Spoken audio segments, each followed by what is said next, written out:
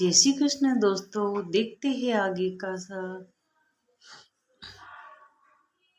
विचलित नहीं होता वह, कर्तापन में भाव से भी सर्वथा निर्लेप रहता है। अहंकार का लेस मात्र अंश भी उससे नहीं होता।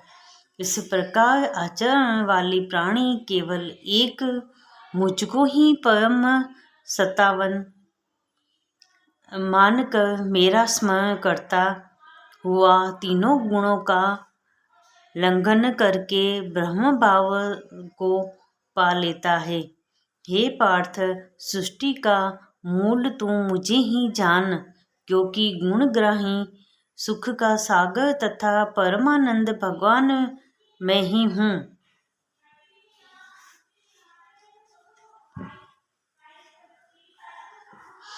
15वां अध्याय दोस्तों, पुरुषोत्तम योग। भगवान श्री कृष्ण ने कहा कि हे अर्जुन, आदि पुरुष परमेश्वर मूल रूप वाले हैं। वह सबके ऊपर नित्य धाम में सगुण रूप से वास करने के कारण ऊर्ध्व कहे गए हैं। वह संसार वृक्ष के कारण है। इसलिए इस संसार में वृक्ष को ऊर्ध्व मूल वाला कहते हैं। उसकी शाखाएं नीचे की ओर है, इसलिए इस संसार में वृक्ष को अर्ध शाखा वाला कहते हैं। संसार रूपी पीपल के वृक्ष को अविनाशी कहते हैं। वेद इसके पत्ते कहे गए। संसार रूप वृक्ष को जो प्राणी मूल सहित तत्व से जानता है, वह वेद तत्व को जानने वाला है। हे अर्जुन, इस संसार रूप वृक्ष के 3 गुण रूप जल के द्वारा बटी हुई एक विषय भोग रूप 5 स्थूल देह इंद्रियों की अपेक्षा सूक्ष्म होने के कारण उस शाखाओं को कोपलों के रूप में कहा गया है।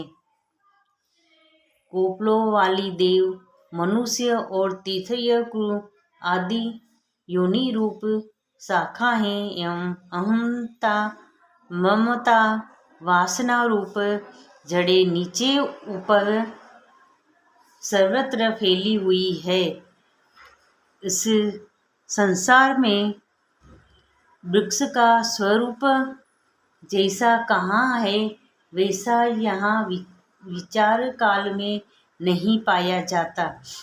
इसलिए इस अहंता, ममता और वासना रूप अति दुष्ट मूलों वाले संसार रूपी पीपल के वृक्ष को दुष्ट वैराग्य रूप शस्त्र द्वारा काटने के उपरांत उस परम पद को अच्छी प्रकार खोजना चाहिए,